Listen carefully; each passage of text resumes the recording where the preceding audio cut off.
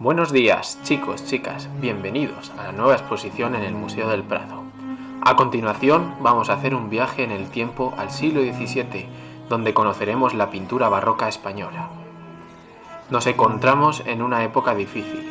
La dinastía reinante, la Casa de Austria, representada por Felipe III, Felipe IV y Carlos II, controlaban un vasto imperio colonial y europeo. Sin embargo, delegaron sus funciones de gobierno en cargos de confianza, dedicándose a vivir la vida. Los válidos, como el duque de Lerma o el conde duque de Olivares.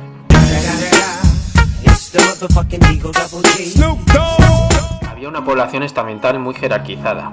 Estaba dividida entre privilegiados, la nobleza y el clero, y los no privilegiados, la burguesía y el populacho más empobrecido. La subsistencia se basaba en una base económica agraria poco productiva. Se producían frecuentes hambrunas que, junto a la escasa higiene y la pobreza, favorecían brotes de enfermedades como la peste. Además, en esta época descendieron la cantidad de oro y plata llegados de América. Estas riquezas estaban destinadas fundamentalmente a financiar los múltiples conflictos de la corona, produciéndose una importante devaluación. Y es que las guerras y conflictos fueron también frecuentes, tanto internas en Portugal o Cataluña, como externas contra otras potencias europeas. La más importante de todas fue la Guerra de los 30 años en Flandes. Todo este contexto social debemos entenderlo en un ambiente de fuerte exaltación religiosa.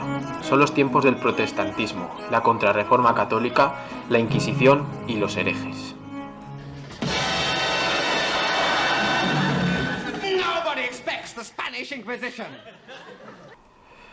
Paradójicamente, frente al clima de crisis del siglo XVII, este será uno de los momentos más brillantes del desarrollo cultural en las letras y las artes. Es el siglo de oro español, tanto en la literatura, con figuras como Lope de Vega, Góngora o Quevedo, como en el arte, con el desarrollo del barroco, con múltiples obras y grandes artistas como los que vamos a conocer a continuación.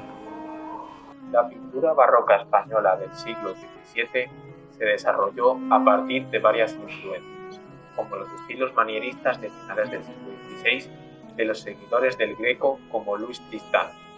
También por las influencias del tenebrismo y el naturalismo italiano caravallista, consistentes en un fuerte contraste entre luces y sombras, tomando como modelos a las personas del momento.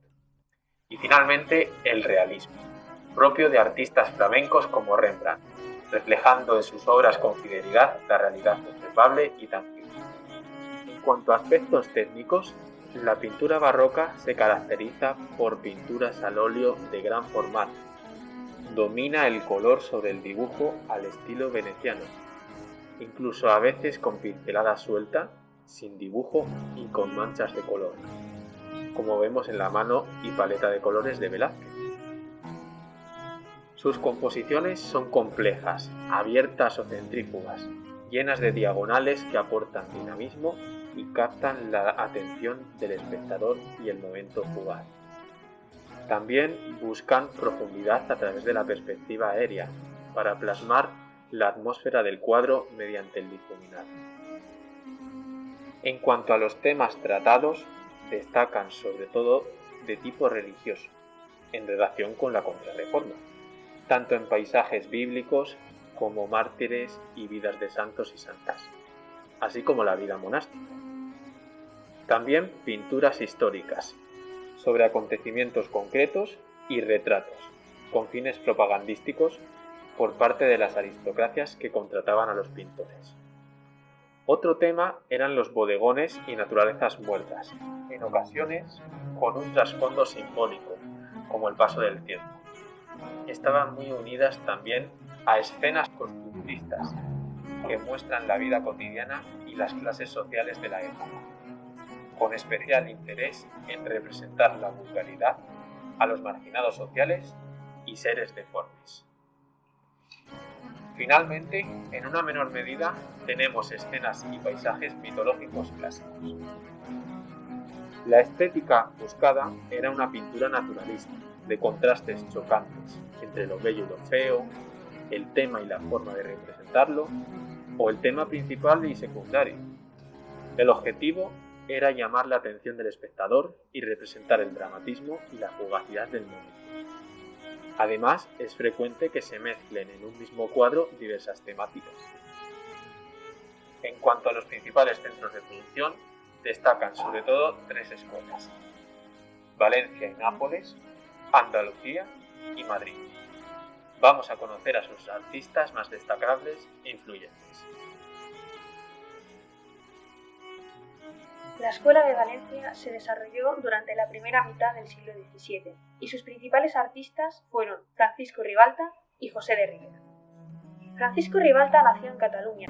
Me gusta Cataluña, me gustan sus gentes, su carácter abierto, su laboriosidad. Son emprendedores, hacen cosas. Y recibió su formación en el entorno del Escorial, lo que influyó notablemente en su obra. Su estilo se caracteriza por emplear diferentes efectos de la luz.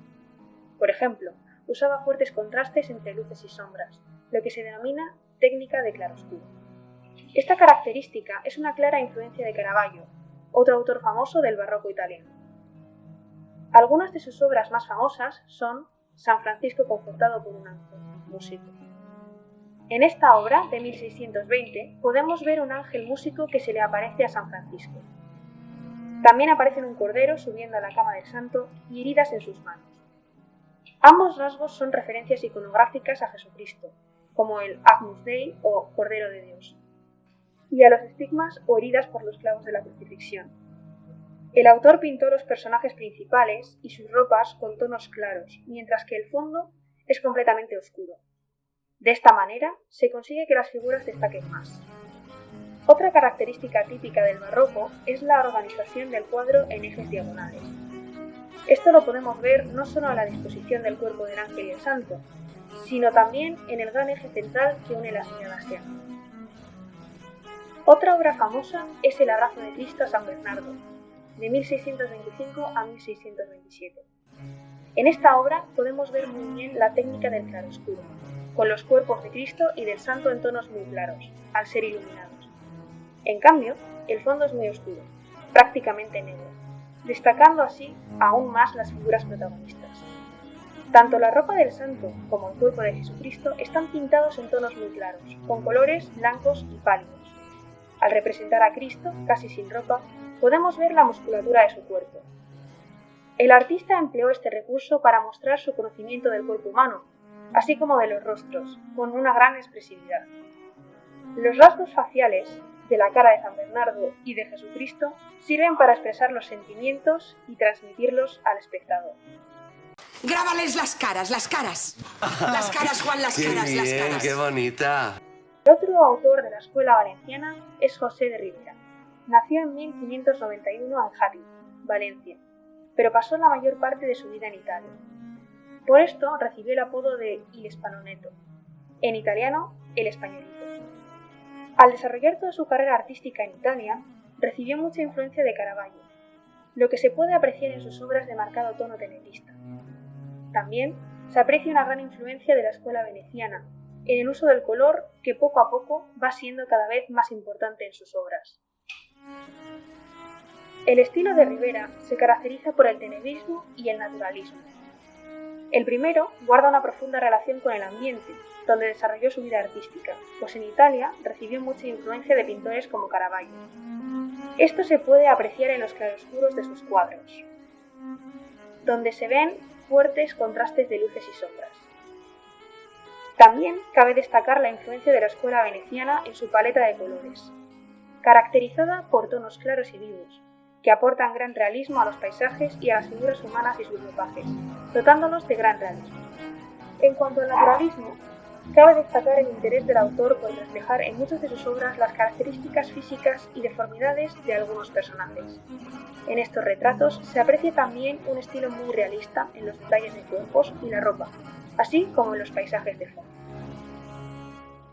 Como muchos artistas de la época, Ribera trabajó mucho el tema religioso, representando sobre todo santos, ermitaños o mártires, como San Jerónimo, San Andrés o San Felipe. En los dos primeros se aprecia cómo el autor emplea la técnica del claroscuro, típica del tenebrismo de Caravaggio. Los fondos, completamente oscuros y casi homogéneos, hacen destacar las figuras protagonistas de los dos santos, con la piel y las barbas en tonos claros. En el Martirio de San Felipe, el autor recoge la influencia del mencionado artista italiano en la posición de los personajes, que siguen ejes diagonales dotando a las figuras de cierta sensación de movimiento. Sin embargo, aunque en este cuadro Rivera también emplea ciertos contrastes entre luces y sombras, el artista emplea una variada gama de colores, algo muy característico de la pintura de la escuela veneciana. Además, también se puede apreciar el estudio del cuerpo humano y sus formas en el cuerpo casi desnudo del mártir y la gran expresividad de su rostro, que transmite su dolor y sufrimiento.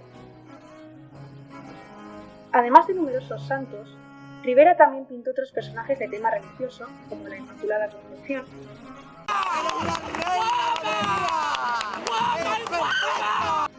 o escenas bíblicas como el sueño de Jacob. En ambas pinturas se aprecia la influencia veneciana en el uso del color, con tonos claros y oscuros muy variados, pero sin el contraste típico del tenebrismo. Fuera del tema religioso, José de Rivera trabajó el tema mitológico, una clara influencia de su entorno italiano en obras como Sileno Ebrio.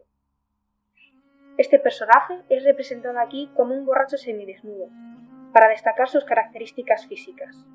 Los posibles defectos corporales del borracho nos sirven para introducir el último tema que trabajó el artista, el naturalismo.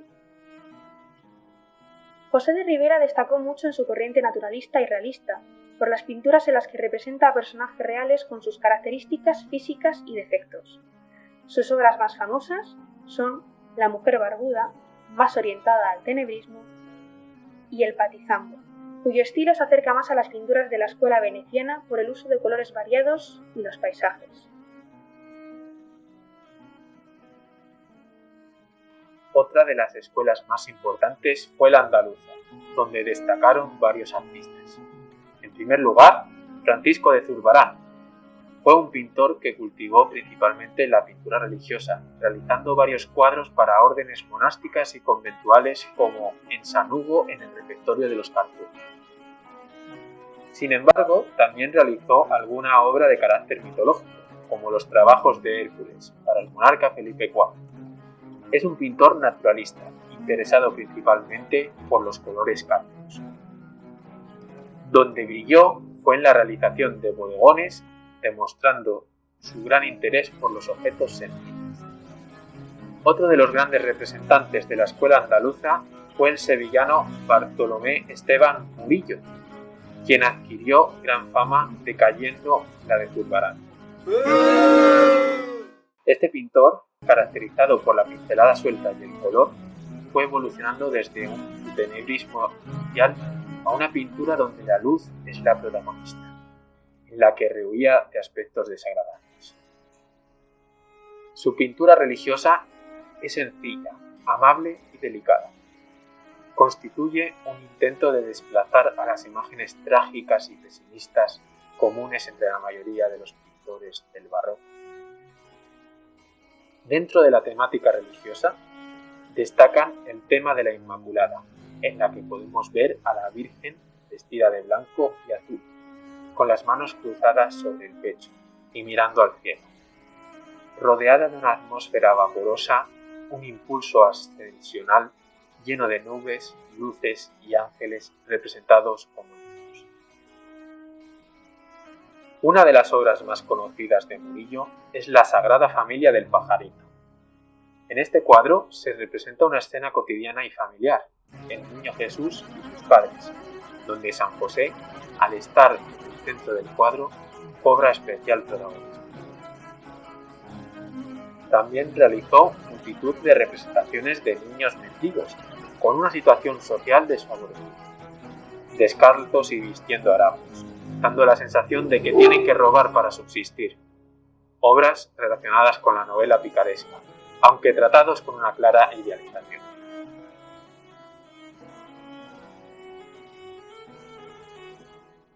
Por último, vamos a adentrarnos en la escuela madrileña, muy relacionada con la corte y con la familia real. El pintor más conocido de la corte de Felipe IV y máximo exponente de la escuela madrileña fue Diego Rodríguez de Silva y Velázquez. Era el hijo primogénito de un hidalgo no demasiado rico, perteneciente a una familia de origen portugués, aunque nacido en Sevilla, llamado Juan Rodríguez, y su mujer, Jerónima Velázquez. Velázquez comenzó su carrera en el mundo del arte desde muy pequeño, ingresando en el taller de Francisco Pacheco, por deseo de su padre. Velázquez mostró su destreza artística y su rapidez de aprendizaje ya desde joven. Entre maestro y discípulo se estrechó desde entonces una firme amistad. El pintor incluso se casó con la hija de su maestro. Pronto se le hizo pequeña Sevilla e intentó conseguir un puesto en la corte, donde se había instalado recientemente Felipe IV. En su primer viaje a Madrid no tuvo suerte, porque necesitaba muchas recomendaciones para acceder a palacio, y se volvió a su tierra natal sin haber cosechado el menor éxito, aunque más tarde volvería a intentarlo y lo conseguiría.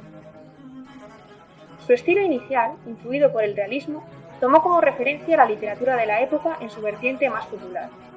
Ese mismo aire de novela picaresca aparece en Los almuerzos. También aparece en Tres músicos, donde desaparece el humor para concentrarse en la descripción de la poca dignidad de sus protagonistas. En esta etapa aparecerán personajes del pueblo y bodegones, donde se acumulan los objetos de la pobre vida cotidiana.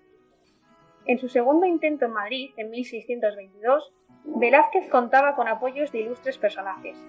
Por ello, recibió los favores del conde duque de Olivares, valido del rey, quien le consiguió su gran oportunidad al recomendarle para que hiciera un retrato al nuevo monarca. Felipe IV quedó tan complacido con esta obra que inmediatamente le nombró pintor de la corte. ¡Viva España! ¡Viva el rey! ¡Viva el orden y la ley! El rey le obligó a trasladarse a la capital y a vivir al Real Alcázar de Madrid en 1623. Hacia 1629 pintó su primer gran cuadro de tema mitológico, llamado Los borrachos o El triunfo de Baco, dedicado al dios del vino. El personaje principal es Baco, que dio al pintor la oportunidad de representar uno de sus primeros desnudos masculinos. Yo no tengo prisa, si queréis seguimos aquí todo el día igual. Domina la composición con la luminosidad de su cuerpo y vestiduras. A la izquierda, un sátiro desnudo levanta una fina copa de cristal y nos sitúa en el mundo de los seres e historias fabulosos.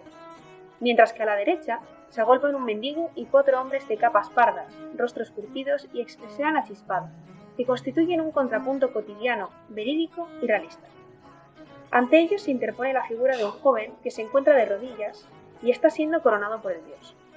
El cuadro es una alegoría del vino, que no solo alegra el ánimo de los hombres y lleva a estados no racionales, sino que constituye un estímulo para la creación poética, como recordaban numerosos escritores de la época de Velázquez. Más tarde conocería a Rubens, que le animó a visitar Italia para completar su formación. Este viaje supuso un cambio radical en el arte de Velázquez, pues aclaró la paleta e hizo estudios sobre el desnudo, el paisaje y la perspectiva aérea. En este sentido destaca la fragua de Vulcano, en la que aparecen importantes novedades. Velázquez eligió un contenido escabroso de la mitología, la infidelidad de Venus a su esposo Vulcano, informado por Apolo. Los modelos para representar al dios y sus compañeros son personajes vulgares del mundo.